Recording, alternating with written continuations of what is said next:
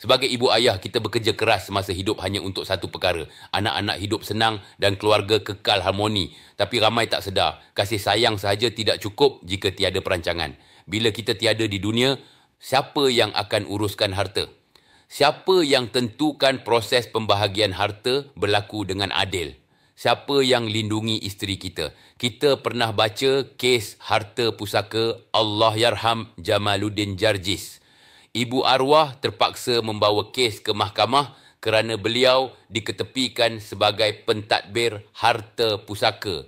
Ini bukan kerana niat jahat terhadap sesiapa, tetapi kerana semasa hidup arwah tidak membuat wasiat siapa patut mentadbir harta apabila beliau tiada di dunia.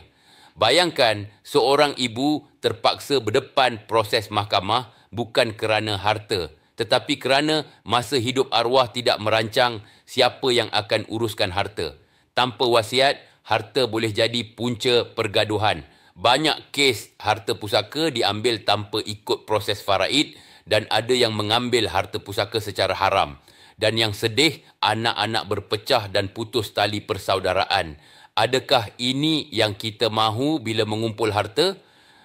Sebab itu, buatlah wasiat semasa kita masih sihat, masih boleh berfikir dengan tenang.